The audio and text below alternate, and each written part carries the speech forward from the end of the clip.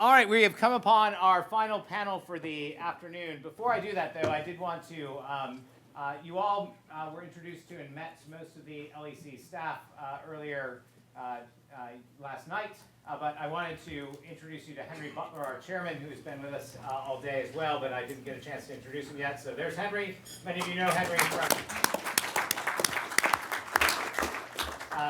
Henry from his years of service to the LEC and have been programs that he's run before, and we're delighted that he continues to act as chairman now of the LEC, which helps keep us all running smoothly. So with that, I'm going to turn to our final panel of the day. And we got a little bit of a preview from Richard Epstein already earlier today on the question of public nuisance, but we will now dig in on some more concrete aspects of it. In our Expanding Reach of Public Nuisance, What Are Its Boundaries panel. And we are honored and delighted to have Hope Cannon, Judge Cannon, with us to moderate. Judge Cannon is on the U.S. District Court for the Northern District of Florida, where she was appointed as a magistrate judge in 2019. Prior to joining the court, she was a litigation partner. She's an American Bar Foundation Fellow and received her JD from the University of Alabama School of Law and her Bachelor of Science from the University of South Alabama. And so I will turn it over to Judge Cannon to lead us through public nuisance and its boundaries. All right, thank you so much, Don. And before we get started, I would just like to say Roll Tide, since we mentioned the University of Alabama.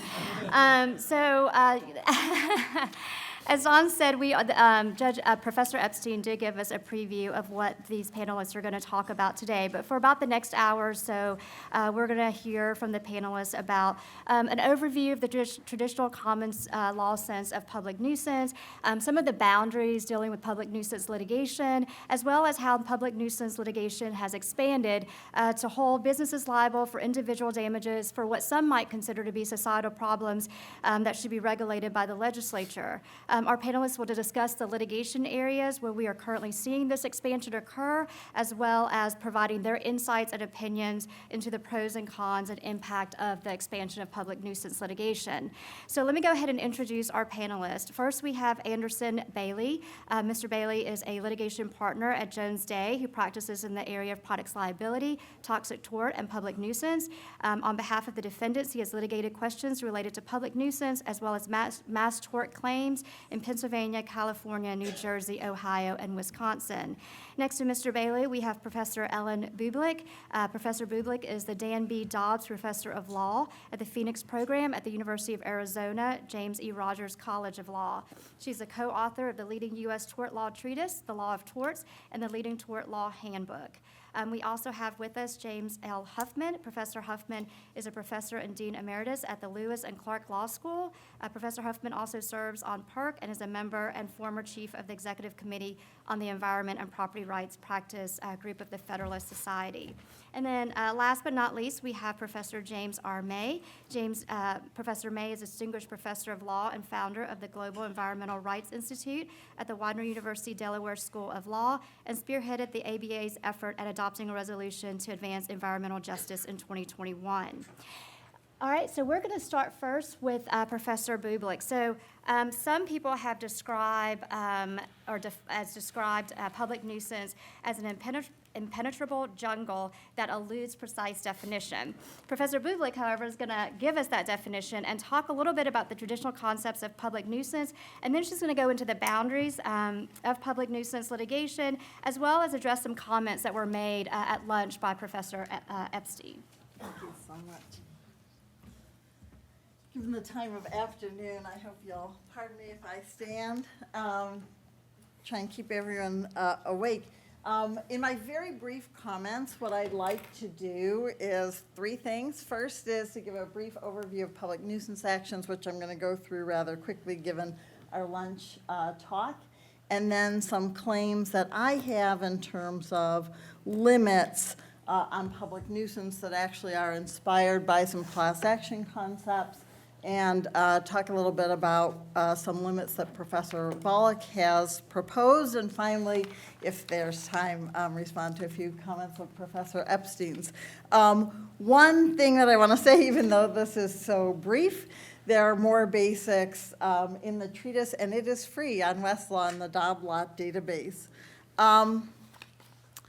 So there are two lines that are incredibly important in common law nuisance claims. The first line is this distinction between private rights and public rights. So private nuisance and public nuisance both involve substantial and unreasonable interference.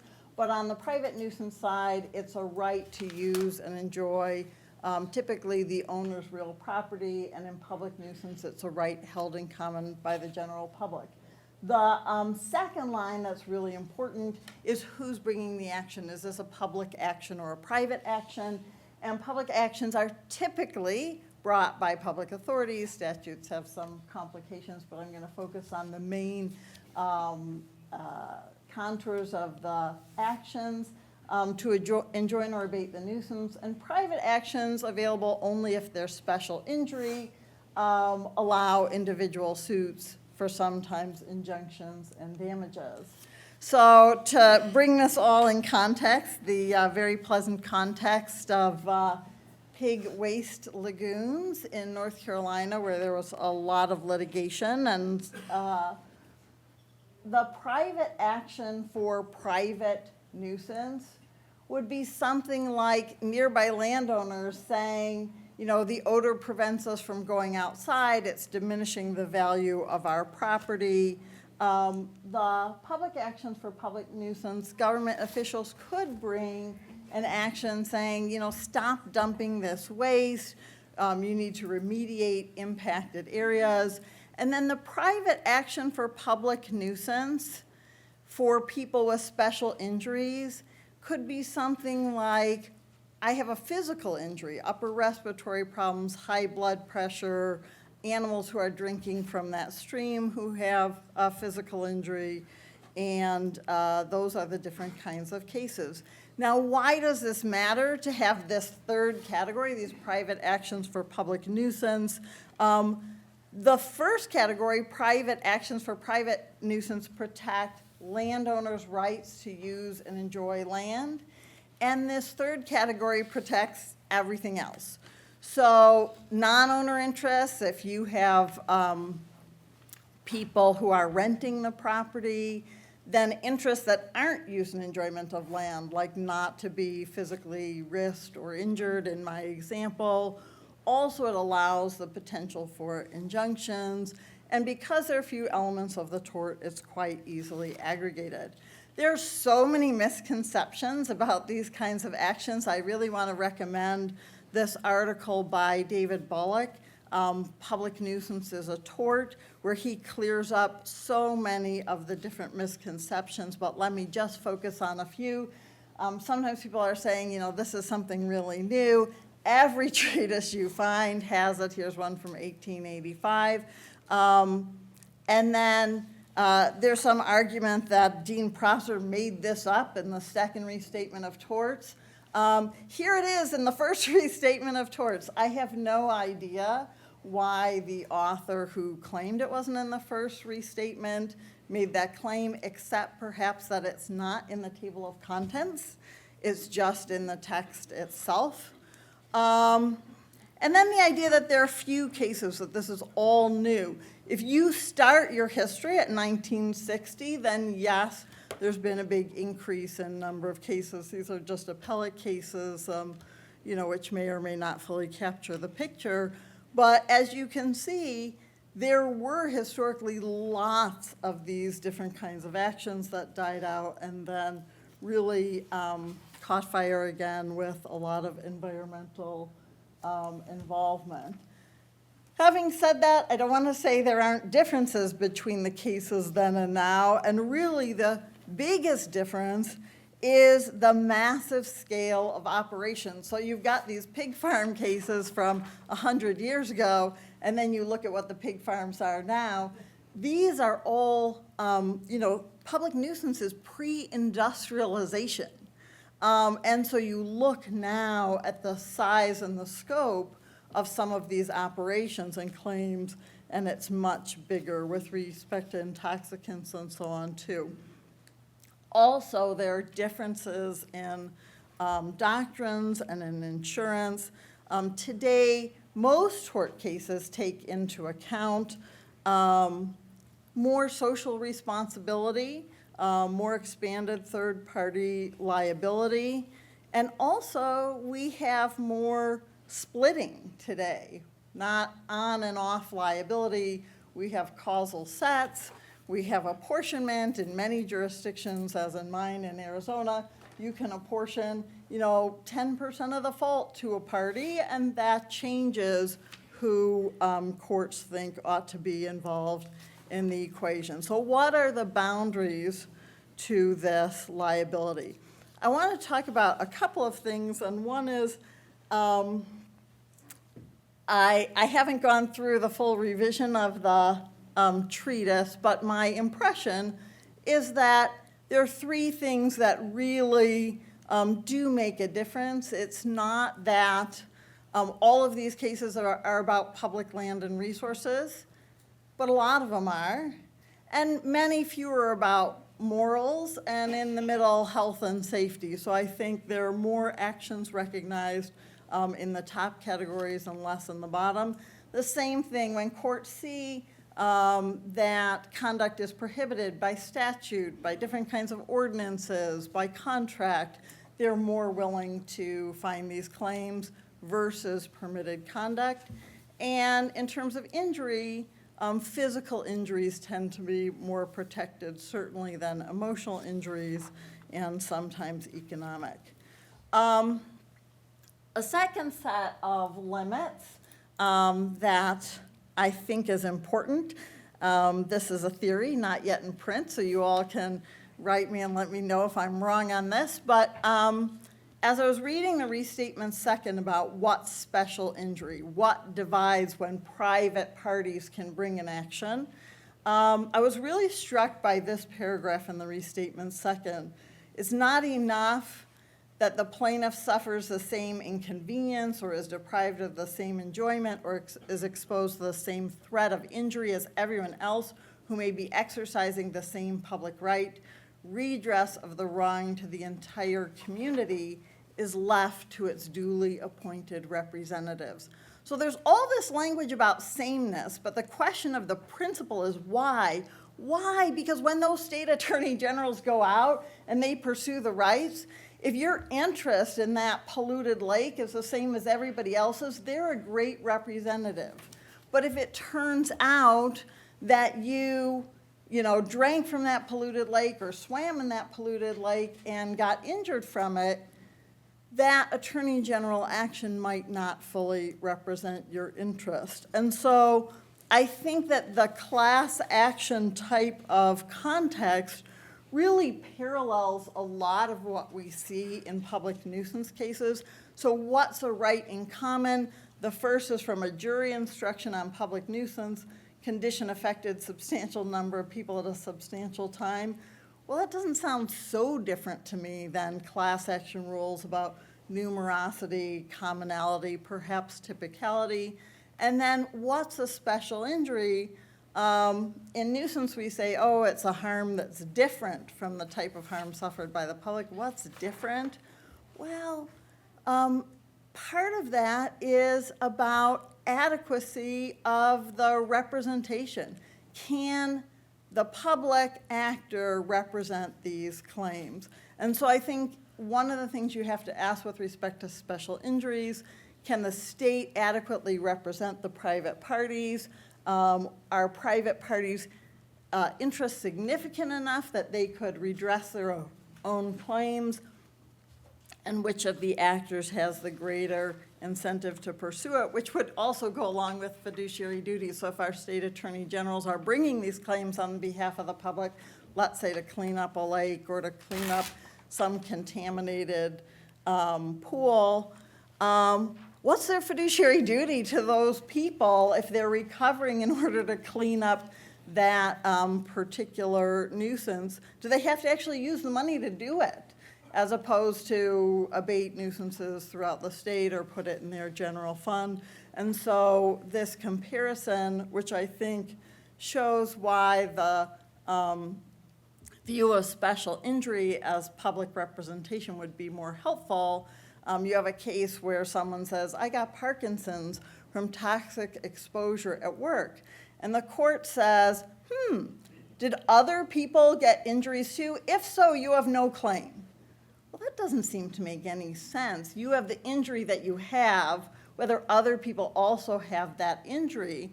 And I think if we think about adequacy of public representation, we might say, who's in the best position to represent that injured person? Is it a public authority, or is it either individually or collectively through class actions, private actors? And then just, actually, maybe I'll save this comment about some limits on Professor Volokh and just make a provocative remark stemming from Professor Epstein's comment. And Professor Epstein, says the more complicated the systems, the more cautious judges have to be. And certainly that's true. Judges are more cautious with more complicated cases. But I want to press on that a little bit because I don't think courts should entirely disregard the litigation because it has a large scale.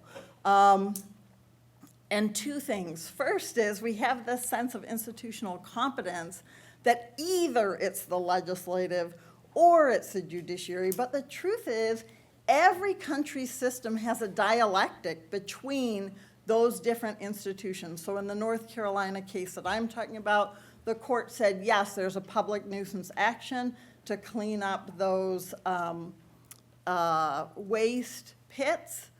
And the legislature said, no, there isn't.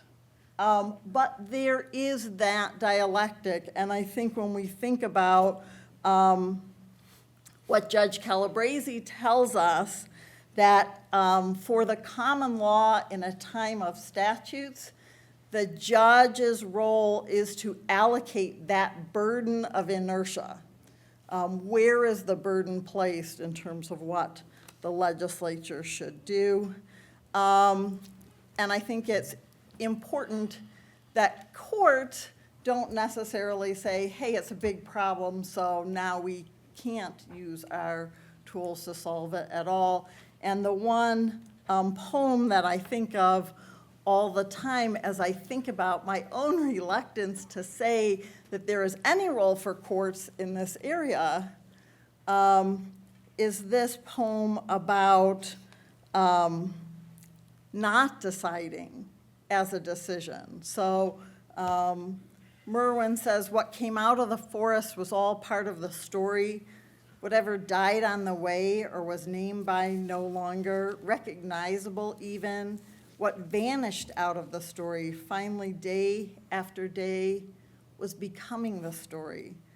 So that when there is no more story, that will be our story. When there is no more forest, that will be our forest. And I think it's important for us to think about how much getting involved in these cases or stepping aside from these cases, both of those actions are a choice. Thank you, Professor Bublick. So that transitions well to our next speaker, our next panelist, Professor Huffman. So Professor Huffman's article is in the reading materials, and it's Public Nuisance, Public Rights, Private Rights, and the Common Good. And in that article, Professor Huffman actually raises the two questions that Professor Bublick just referred to, which is which nuisances must be accepted as necessary burdens of social existence, and which do individuals and the general public have a right to be free from. So Professor Huffman says that the first question is for the legislature and the second is for the judiciary. So Professor Huffman, can you talk a little bit about your findings from the article and particularly how, in your view, public nuisance litigation works in the environmental context? Thank you. Richard's talk at lunch I found interesting, and I think he was mostly speaking to the effectiveness of judicial remedies delivered through public nuisance theories, and I share his critique of the modern uses of public nuisance, but from a somewhat different perspective. That is, from really two perspectives. One, competence, and I hope no one takes offense at that, and the other from a question of authority under a constitutional system of the separation of powers. So let me elaborate on that. As the judge said, I've suggested that the question of what nuisances people have a right not to bear is a judicial question. The question of what nuisances we have to tolerate and live with is really a legislative question, and I think it's important to keep those two separate. If you go back to the late 60s, early 70s, when the modern environmental movement was really launched, there was a fair amount of discussion and writing about common law remedies to solve the environmental problems that were increasingly emerging and that we were getting a better understanding of. And for the most part, I think the advocates for better environmental protection took the view that the common law remedies were really not practical because it would be on a case-by-case basis, and in no particular case was the broader picture evident. And so, although there were people who I think would consider themselves conservatives and even libertarians were arguing for more reliance on the common law, the environmentalist groups, the advocacy groups, were largely looking to command and control regulation. And that's changed in the last decade or so with a whole lot of efforts in the environmental area, particularly in climate change, to look to the common law, to look to public nuisance and some other common law doctrines, most notably the public trust doctrine. And I think that change of heart comes from something which was really expressed in one of the questions that was put to Richard Epstein at lunch, after pointing out the terrible hazards that resulted from oxycodone. The next sentence was, somebody has to do something. And that has become a strong argument amongst some of the environmental advocates that, well, and this argument has been made by Mary Wood at University of Oregon, who's a sort of the inventor of the atmospheric trust theory, which is a takeoff from the public trust doctrine, and Julie Olson, who runs our Children's Trust, who's brought lots and lots of cases virtually in every jurisdiction in the United States on climate change, arguing public trust arguments, public nuisance arguments, and some constitutional arguments. And they quite explicitly say, well, the legislature hasn't solved this problem, the executive hasn't solved this problem, somebody's got to do something, so we're going to go to the courts.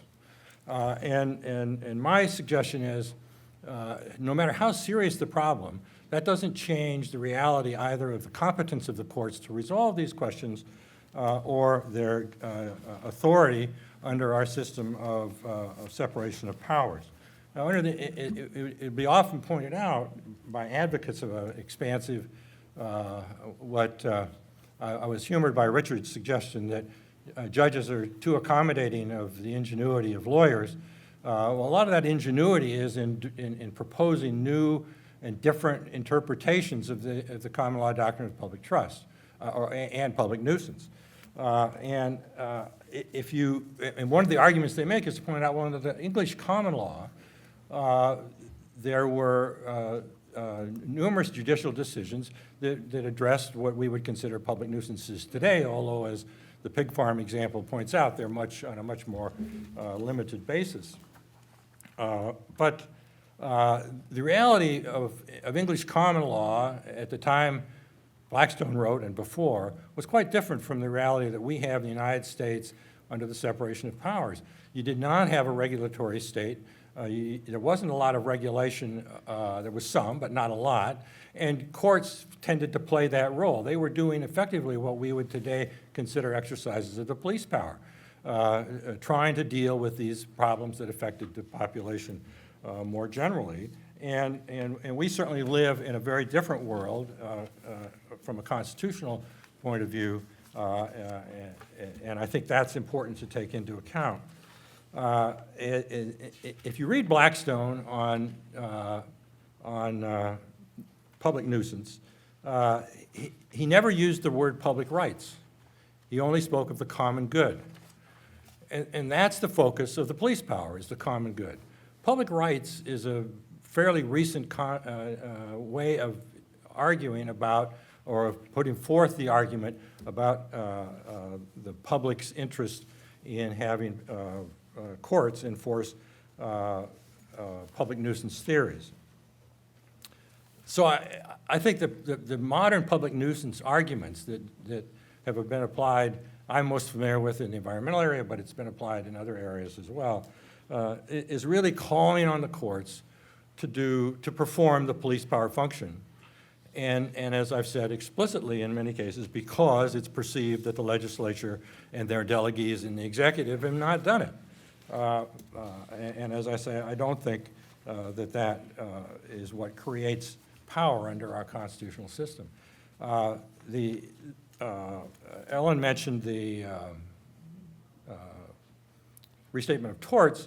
In 1972, with the second restatement, the original draft, which was written by Prosser, described a public nuisance as a criminal interference with public rights. There was then a change in who was writing the proposed rules, and John C. Wade then changed that language to say unreasonable interference, which was the language which Ellen had on her slide. And that happened in the context largely of concerns about the environment. John Frank, who was a lawyer in your city of Phoenix, argued that the language that Prosser had proposed, a criminal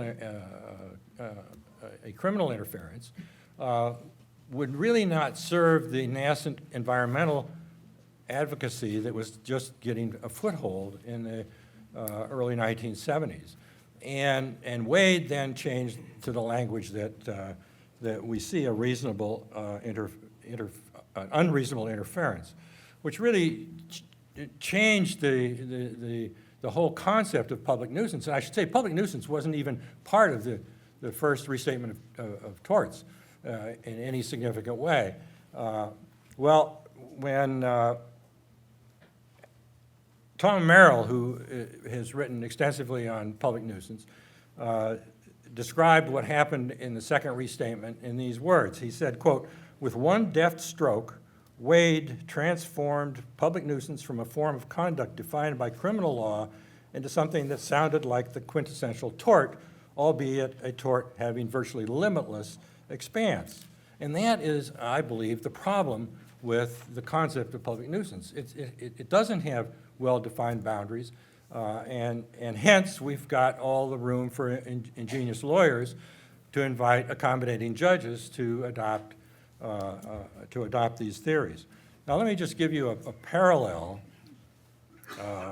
that I think can illustrate how this happens. I've mentioned the public trust doctrine, and in a nutshell, the public trust doctrine is a doctrine of English law, although it never operated under that terminology. That describing as public trust is an American innovation, but the law was that it applied to navigable waters, and it said that you had a right to fish, navigate, and engage in commercial navigation on navigable waterways.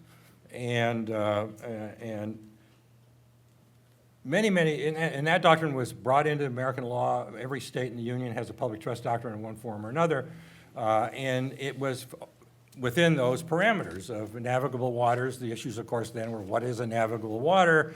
Under English law, it was the waters affected by the tides. In this country, it was adapted to the reality that we have a whole lot of non-tidal waters that are navigable, so it was greatly expanded to accommodate the Mississippi and the Ohio, et cetera, et cetera. Joe Sachs, who I think was mentioned earlier today, a law professor then at Michigan, wrote an article in 1969, or 1970, and in the title of which he said he was looking at the public trust doctrine, and in the title he said, "Effective judicial intervention." So he was arguing that the public trust doctrine that had this very narrow scope could be greatly expanded by judiciary and have effective judicial intervention in the management of all these resources. And not just waterways, but other resources as well. 10 years later, Sachs wrote another article in which he noted that not much had happened in response to his theory, And in that title, he described the historical shackles of the common law.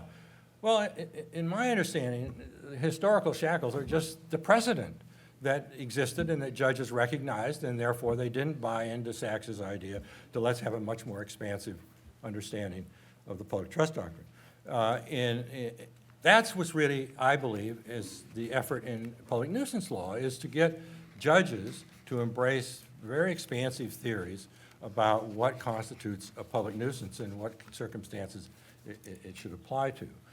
And the reason I think, and I believe that Richard Epstein thinks, that this is not a viable path is the two that I mentioned at the outset. One is competence. It has nothing to do with a judge's competence to be a judge, but it has a lot to do with the judge's competence and the institutional competence to solve questions of public policy.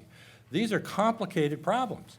In a case that many of you may have read because it appears in many property and or torts case books, is Boomer against Atlantic Cement Company. And in that case, Judge Bergen wrote this, and I think it sums up the argument I'm making. He wrote, quote, "A court should not try to do this on its own as a byproduct of private litigation, and it seems manifest that the judicial establishment is neither equipped in the limited nature of any judgment it can pronounce, nor prepared to lay down and implement an effective policy for the elimination of air pollution. This is an area beyond the circumference of one private lawsuit. It is a direct responsibility for government and should not thus be undertaken as an incident to solving a dispute between property owners and a single cement plant, one of many in the Hudson River Valley." Well, I think that is exactly right. In any given case, no matter how brilliant the judge, no matter how much the judge understands about the science, if science is part of it, can they get a grasp on the nature of the public policy issue that's there? We may be critical of the way legislatures do it. We may think they do it incompetently. Certainly the United States Congress does today.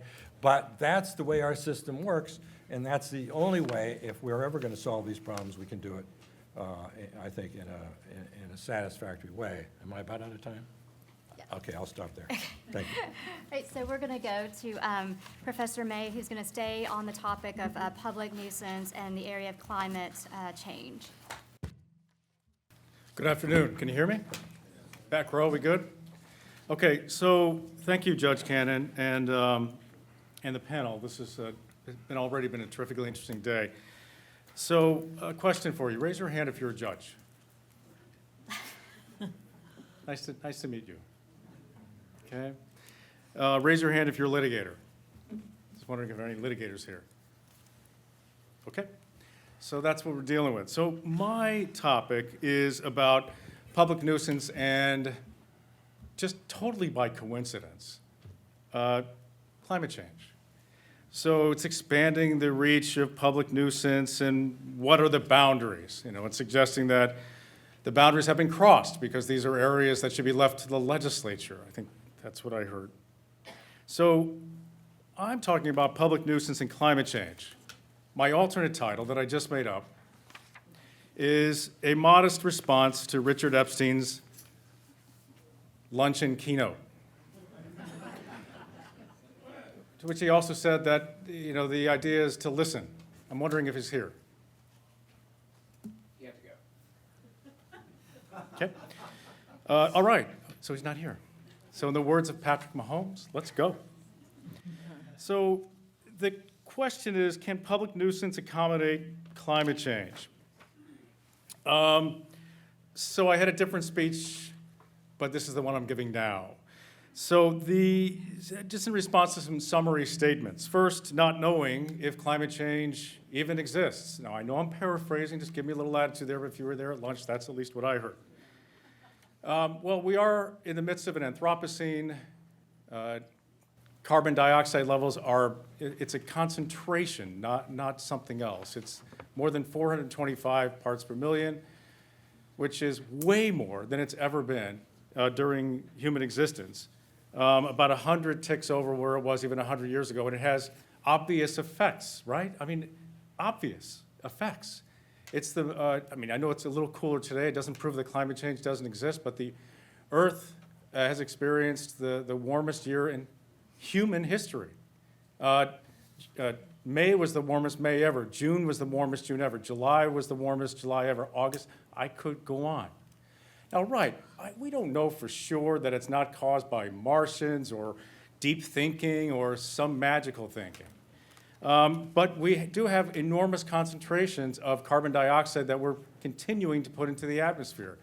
And those people who maybe didn't go to Oxford, but they've studied a little bit, they say, hey, the Earth is warming because of this greenhouse effect. Yeah, and we've known about it for a long time. In 1959, the parent of the hydrogen bomb, Edward Teller, gave a talk to the American Petroleum Institute. I'm not making this up, where he expressed concern about climate change. He called it the greenhouse gas effect. Yeah, that guy. And that was at the did I mention American Petroleum Institute annual conference in 1959? He was Times Person of the Year that year as well. There have been, studies by the IPCC, the International Panel on Climate Change, going back 25 years, 1 year, this year, that year, from the time my 25-year-old son was born forward, with ever more dire predictions and ever more evidence of what's happening. Storms and drought and floods and hurricanes, intense I could go on, right? And it's not about salvage wood and forests not being taken out. It's obviously much, sure, contributions is fine, but it's obviously much more complicated than that. The Philippines Human Rights Commission, don't take it from me, conducted a 4-year study, went all around the world gathering evidence and making findings about whether climate change is happening, whether it's human-induced, who's responsible. Well, it's right. We're all part of the problem, right? Because we're animals and we respire carbon dioxide. But that's really ridiculous, right? Because there are only 5 companies that have produced all of the carbon that's in the atmosphere. 5 companies. So that's what the Philippines Human Rights Commission found. And then there were hearings over the summer in the Held case, right, in Montana. They have a state court judge, a judge, had hearings, testimony, evidence, opening statement, discovery, all that good stuff. And at the end of it saying, yeah, climate change is happening and the government of Montana has something to do with it. The next supposition statement was that it's not suited for public nuisance, thus our topic, right? A public nuisance, as we heard, is a substantial and unreasonable interference to the right common to the general public. And general public, those are conditions affected by a substantial portion of the general public. So, kind of sounds like climate change a little bit, or a fit. I'm not saying, and I never have, and no plaintiff's lawyer ever has said that public nuisance claims are the best way to go about it. I never have been in this business for 30 years. I've never heard anyone say that. It's the last resort, not the first. That's ridiculous. Who would do that? Like the quote from Judge Posner, only a maniac or something would file a lawsuit for $30. Only a nut would file a public nuisance claim for climate change if there was any other option available. So is it a misguided effect or worse by plaintiff's lawyers? Well, I think I just answered that. No, it's a desperate attempt to do something for the next generation and for this one. So where does it fit in context? Well, there is no international law about climate that's binding, that's enforceable. There's a climate change convention and all that. It's not enforceable. No regional agreement. There are all sorts of regional conventions. None of them impose limitations that are enforceable. There's not a federal climate change act, which, hey, as I am closer to retirement than I was at the beginning, when I started on this venture, when Jim Huffman and I both had hair, and it was, I don't know, Jim, what color was your hair then? It was kind of black, actually. Okay, so, all right, mine was red. But anyway, so I thought for sure there would be a climate law. I'm not saying I had a picture as exactly what it would be, but we just passed Title IV of the Clean Air Act, which is about acid deposition. We had market-based approaches. We were rocking and rolling. Never happened. So we don't have a federal law. We do have a Clean Air Act, and yes, there's mass v. EPA, but it hasn't led to real regulation, because of all the Supreme Court cases striking out. Michigan versus EPA, West Virginia, do I need to go on? And we don't have climate regulation. We have, a little bit here, a little bit there, the Inflation Reduction Act and so on. So what to do? That's why there's so much more climate litigation now. It's not because plaintiffs' lawyers see, a goose that will lay a golden egg. It's like just there's nowhere else to turn, judges, except to you. So that's why there are 3,000 cases that have been filed since the beginning of the time which the climate cases have been, people have kept track of them. The Sabin Center says roughly 3,000, about 2,000 in the United States. But we don't, none of them have reached the merits on a public nuisance claim. I mean, that's ridiculous, right? I mean, you don't have to agree, right? We can disagree about whether somebody has made their case, whether the attorneys have won, but there's not even a case that's reached the merits. So, plaintiffs don't get their days in court. Why? Well, a case that was mentioned at lunch is the American Electric Power case I worked on, does it show, where the Supreme Court said that federal public nuisance law is displaced by the Clean Air Act. Just the notion of there being a Clean Air Act. Really, Justice Ginsburg, I think, was trying to induce EPA action, but it had the opposite effect ultimately. But, no climate, public or federal public nuisance that. So what about state public nuisance? Well, there are fits and starts. The Comer case, Murphy Oil, another case I worked on. A real question about whether there would be state cases in climate, in common law. And guess what? Yeah, but only recently, and again, as a last resort, there were 8 states that have filed public nuisance and other kinds of claims against carbon majors.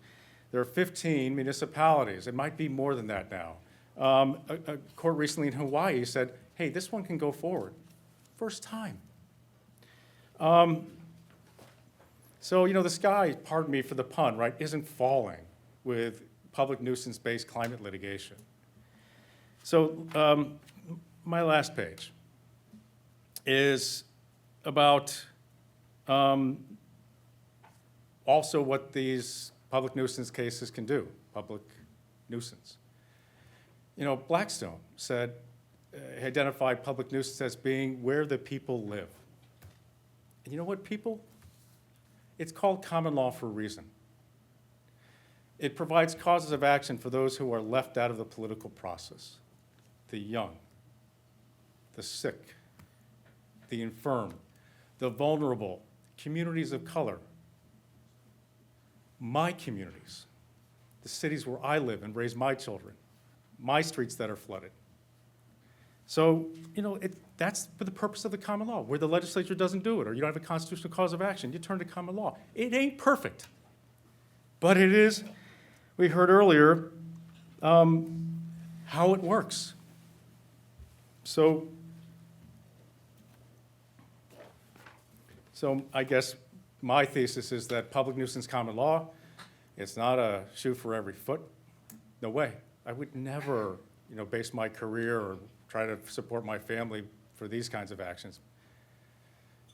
But the role of judges is to rule on the law, and it's not modesty. It's abdication not to, is my opinion. Anyway, thanks very much for listening to my remarks. Thank you, Professor May. So we're going to hear from Anderson next. So obviously, public nuisance litigation isn't limited to just environmental issues or climate change. The Tort Reform Association has referred to the expansion of public nuisance litigation as a super tort. And so it has expanded into the areas of what traditionally have been products limited liability litigation. So Anderson, can you tell us how public nuisance is being used to supplant product liability doctrines in instances where traditional elements of liability may be difficult to establish? Sure. Let me just first say thank you to George Mason, thank you to Judge Cannon. I'd also like to just say that this is my first time at this conference. It's been illuminating, it's been terrific. I feel terrible for all of you because what's been clear already before we even started this panel is that there are some pretty strong opinions on both sides of this particular issue, and you all are going to be the ones who have to sort it out. The second thing that I think was clear today, before we even started here, was, let's see, the first time public nuisance came up, the gentleman had a slide up that I believe referenced the book of Exodus. And the second time public nuisance came up, the gentleman kept talking about the Romans and some case from 1536. So good luck taking all that back to your courthouses and sorting through all these hard feelings. Let me back up. I do want to talk a little bit about how public nuisance has been used in the products space specifically. And when you think about sort of basic traditional tort elements, right? It's before anybody can come in and state a claim, I was injured by this product. They have to show that they actually suffered an injury, oftentimes just as a matter of establishing their own standing, much less damages. They have to identify who made the product. They have to establish a duty or a defect, depending on the type of claim. They have to show breach, things of that nature. We require all of that before one defendant will be required to be responsible for a single incident involving an injury. The idea behind a lot of public nuisance claims is that if the scope is massive enough and there's enough people, we can throw out all of those requirements and instead don't talk about duty, don't talk about injury, don't talk about breach or defect.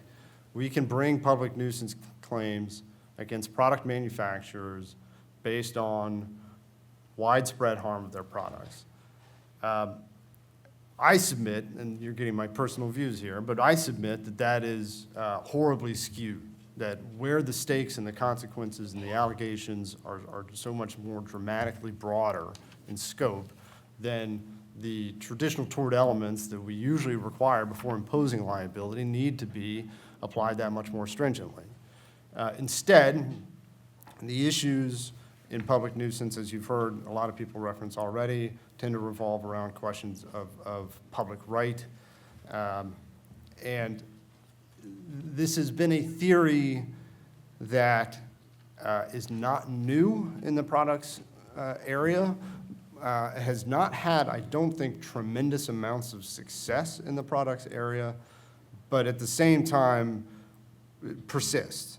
So going back to cigarettes and asbestos, we saw, not me personally, but we saw public nuisance claims being brought against these manufacturers for liability based on products. Those typically didn't really work very well. I think a lot of courts rejected those theories. We saw public nuisance claims filed against gun manufacturers, lead paint manufacturers, former manufacturers of lead paint. Now we're seeing social media companies facing claims. We're seeing claims based on PFAS and paraquat and all sorts of chemicals that are in sort of everyday products. The allegation being, there is this product, there is something bad about it, it has caused injury. That makes it a public nuisance because the number of injuries and the number of people involved are so large. Again, I don't think it's been a very successful theory, but it is one that the plaintiff's bar does go back to vis-a-vis products regularly. And I think right now, I suspect a lot of you are seeing these types of cases in state-coordinated proceedings on some of the chemicals and other things. Let me suggest, try to suggest a couple practical ways of looking at this. Most jurisdictions follow the restatement second of torts and the public nuisance principles set out there. There are a lot of places that have had tort reform to one degree or another that have addressed public nuisance claims.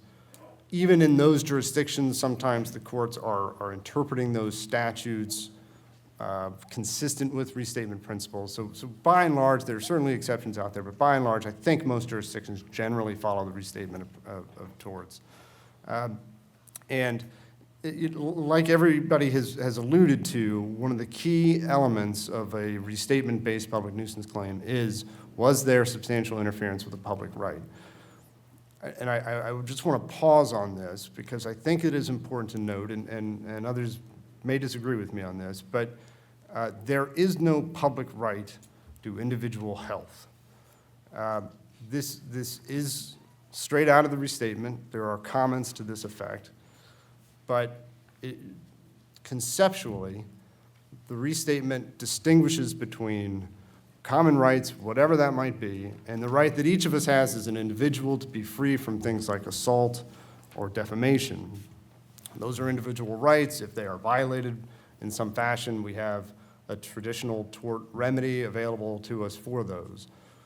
But we cannot simply take a lot of injuries, aggregate them, a lot of personal injuries, and say, well, the number is big enough, that makes it an interference with a public right to health.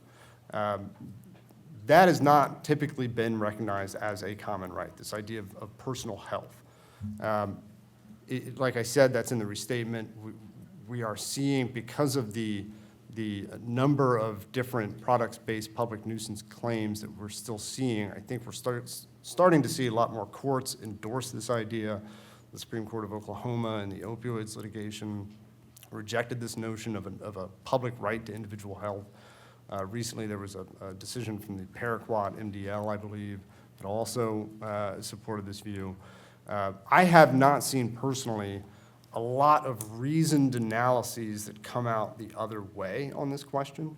So I think it's worth just spotlighting this because I think it's a helpful way to think about public nuisance claims and restatement principles in cases that you may very well see in your courthouses. If you're just aggregating a lot of personal injuries, that might be some kind of negligence, some kind of product defect type theory might be available for those, but it's typically not going to be a public nuisance claim. There needs to be something like what others have alluded to. Historically, it's been the blocking a roadway, blocking a waterway, something like that. I'm not saying that's an exhaustive list of common rights, but it is not simply the right to be free from injury to our personal health. The second thing I wanted to point out where I think a lot of activity happens in the litigation area and where there's frankly some uncertainty is the question of what remedy is available. And so Professor Bublick, I'm sorry if I mispronounced that, was touching on this a little bit. Traditionally, the remedy for a public nuisance claim is abatement of the remedy. And that's why it's sort of useful to think about this in terms of obstructed waterways or roadways. You just get the obstruction out of the way. That's abating the nuisance. Where it gets much fuzzier, I think, if you're talking about a broader type of public right. Because how do you abate something like some broad social harm? How do you abate climate change? And I'm not trying to wade into that debate here. I don't practice in that particular area, but it does strike me as it's a very difficult thing, a remedy to try to achieve. And the way a lot, or some courts have done it, is to say, well, the defendants here have to pay into an abatement fund.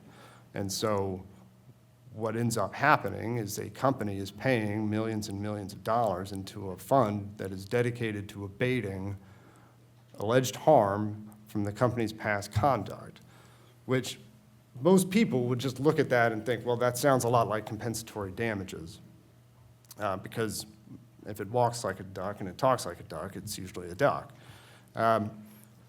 So you will see, I think, out there opinions that sort of put themselves into contortions trying to justify an abatement fund as not being a damages remedy, because that is typically not available for a public nuisance claim. You only really see damages available when there is a special injury, as Professor Bublick described. Now, where I think this gets difficult is because a lot of times public nuisance claims are being brought on behalf of municipalities or state governments. When you have a public nuisance claim brought by a public entity, they typically do not have to establish special injury in order to bring a public nuisance claim, just to have standing to bring the claim. But where the relief they're seeking is really damages dressed up in the guise of abatement, then some courts have gone back and said, wait, if you're looking for that kind of compensatory remedy, then you do need to establish a special injury, even if you are a municipal government and not a private entity, private person suing for this public nuisance claim. So I think it's important to always scrutinize the relief that's being sought, both as a practical matter, like is abatement something that really is achievable here, but also, is it actually abatement at all, or is this just another, damages by another name? And if it is damages by another name, then what does that mean for the elements of the tort, and who can bring the claim, and what do they have to show to establish liability? I think there's a fair amount of divergent views out there on some of these questions, but from a traditional tort standpoint, abatement really is not just making somebody pay a lot of money. And I think it just sort of goes to how the expansion of the use of this particular tort has put a lot of pressure on some of these basic elements and some of these basic questions, and started to make it look like something very different from what it was, which is where a lot of this intense debate comes in. A couple things, how am I doing on time? Okay. The one last thing I'll mention is there's been some discussion today about litigation funding and contingency fees. A lot of times, public nuisance claims are being brought by private counsel who have been retained on a contingency fee basis by a municipal government. I think courts have acknowledged that there are at least some due process concerns with that kind of arrangement. Public nuisance is often thought of as sort of a quasi-prosecutorial type of proceeding, quasi-criminal type of proceeding. Usually in the criminal context, we do not let any kind of private financial incentive creep into the prosecutorial function. There's been some litigation about to what extent that can happen in this type of public nuisance context. Some courts have acknowledged the issue without deciding it. Some courts have allowed these contingency fee arrangements, but only if they meet certain other procedural protections to make sure who is really calling the shots, and make sure that that public interest is driving the litigation from the plaintiff's point of view.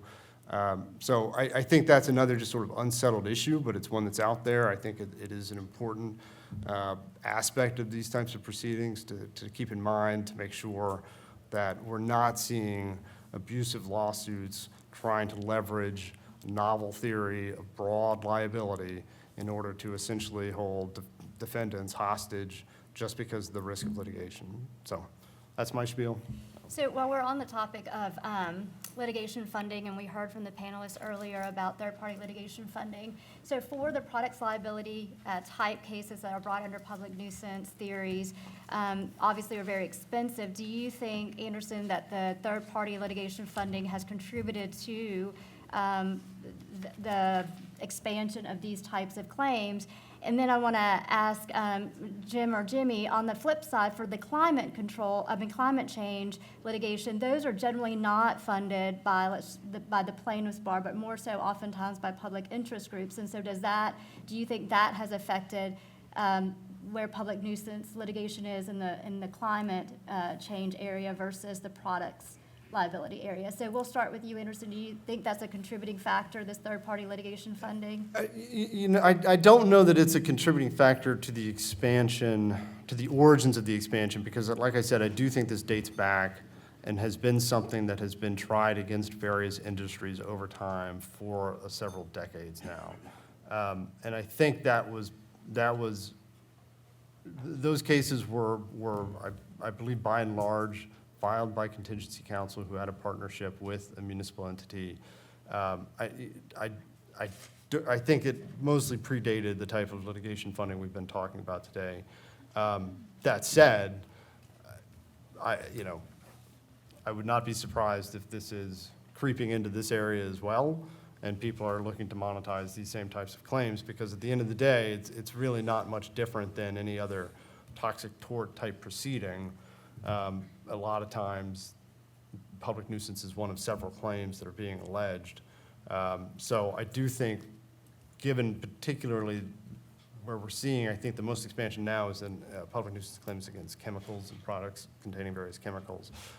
I have no basis for saying one way or another to what extent third-party litigation funding is affecting it, but I would be surprised if it's not.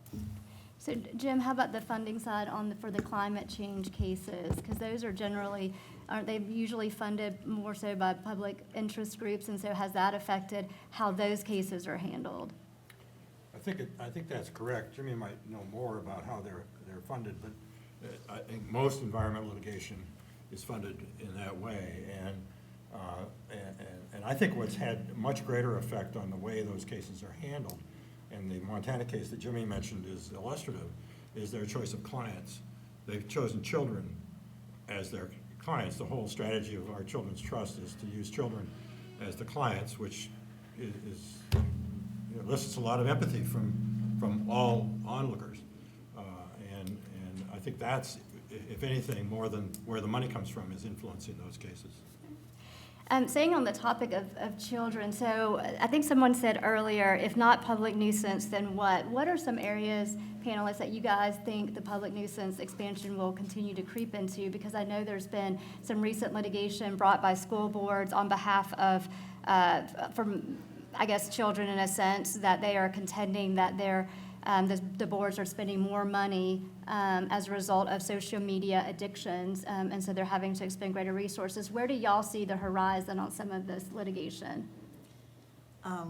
Let me take that one. I think the PFAS litigation is going to be huge when we're looking at these chemicals in the water and where's the potential for liability and limits. I think you're going to see a lot of cases. There are already some settlements, but I think there's going to be a lot more.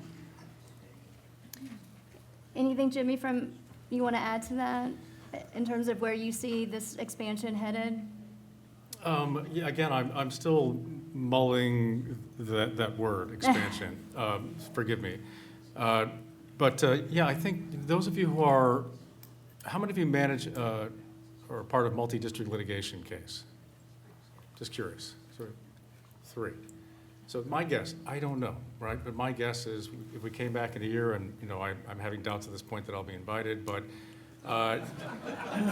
sorry. But that more hands will go up. So I think that's one, just to manage the PFAS case, I think you're right, is going to be huge.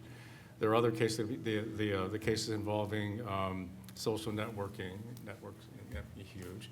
There's a huge multi-district case involving Google now. And the climate cases, I think, ultimately might be better managed through the MDL system. Some of this litigation sometimes is brought in state courts. I think the opioid litigation was brought into Oklahoma State Court, and there they looked at a public nuisance statute versus the common law. Are y'all seeing any significant differences in success of these cases in state court versus federal courts? Jimmy, you want to talk about that? Yeah, so, I mean, that's because, well, okay, again, I'm just talking about the climate cases. Okay, that's I'm fine. not defining you guys know. I mean, I'm not defining the whole world of where cases are brought and more effectively. But in the climate context, the action is at the state level. Okay, and that's because the Supreme Court said that federal common law causes of action were displaced by the Clean Air Act and potential regulations that never came about or they've been thrown out.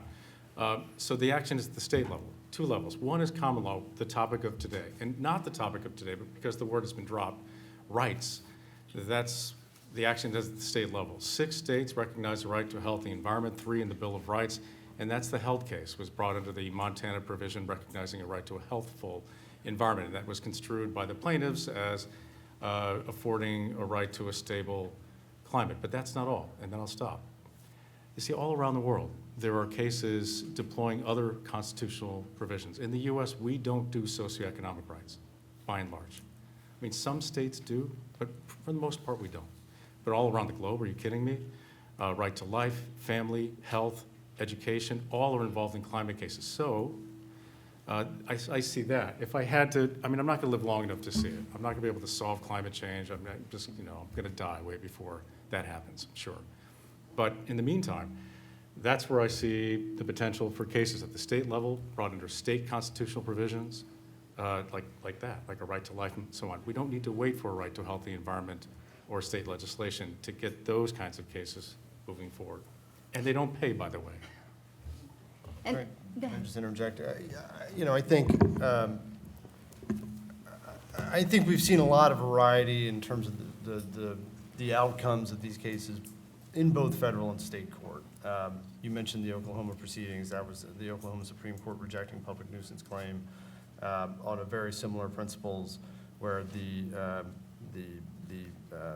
federal district court and the MDL proceeding, I think, disagreed with. There are some differences in the governing laws in those two jurisdictions, but the point is divergent outcomes, whereas you've got federal opioid cases that are rejecting public nuisance claims, and state courts in other jurisdictions accepted them. So I think there's been a lot of variety. I think the reality is there's still a lot of that story to be told at the appellate level, because some of those appeals are now just starting to work their way up. If I could just go back briefly to your first question, I just wanted to note that, in terms of other areas where we might see public nuisance claims, we do see out there supposed consumer advocacy groups identifying consumer products and generating scientific research about the harms and particular chemicals associated with those products. And so toothpaste is one. Nobody has brought a public nuisance claim about fluoride, to my knowledge, but I have very little doubt that it's coming, because you can already see out there in terms of the advocacy that's being done and the research that's associated with that.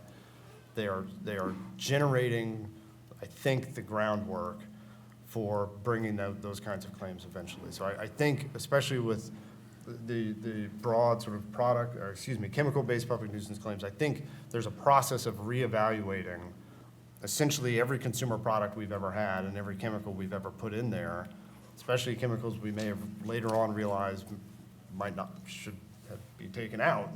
And those are going to be the next public nuisance claims down the road. So I do think there is this process out there vetting these claims and developing them. And I should have said too, we've got, I think, 5 minutes left. So if anyone in the audience has any questions, and if you had some questions for Professor Epstein and he wasn't able to answer them, and you want to ask any of our panelists those questions, please come to the microphone. We do have some time for that.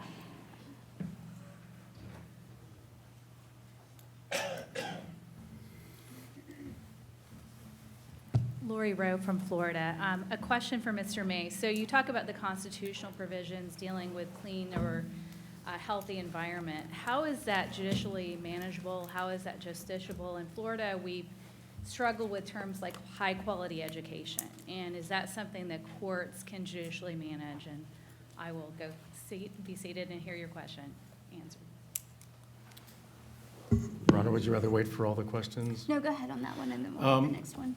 Well, I don't know. I mean, it's sort of like I was trying to teach my 16-year-old daughter how to drive a manual shift car. She sort of had these two questions. How is this possible? And secondly, why would I do this? Because I think it builds character. But on the why part, you never know until you try, is what I think, never until you get into it. 100 years ago, we wouldn't have thought that we would have legislation, regulation, judicial decisions about all the things that you're dealing with every day, including today. Your docket is filled with things that were unimaginable to people, judges included, 20 years ago, maybe even some 10 years ago, maybe some 5 years ago. So how is it manageable? Well, the court in Montana didn't have a problem with it, and courts all across the globe haven't had a problem with it. So I think the way to do it is to get started and take that first step to hear those kinds of cases. that's how you do it. Did you have something you wanted to add? I to just that? wanted to comment on that. I think Jimmy referred to them as socioeconomic rights, I think was his term.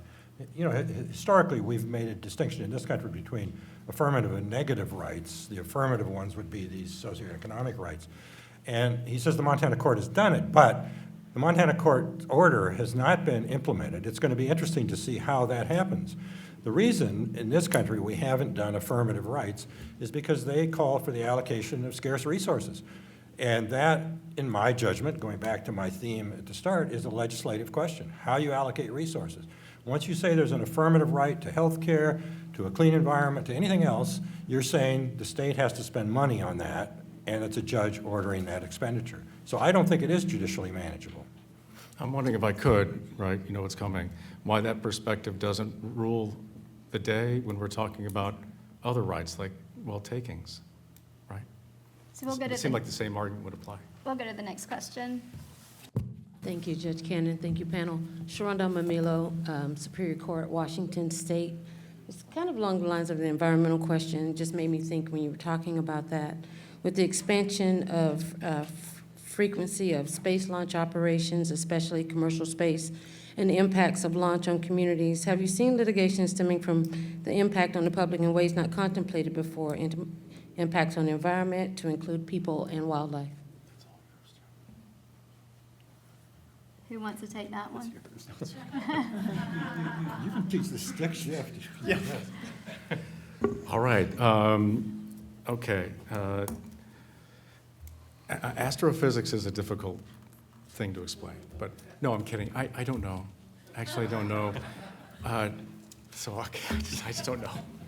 But it's a great question. I'll look into it. I'll probably check out. I'll probably post a question on X later.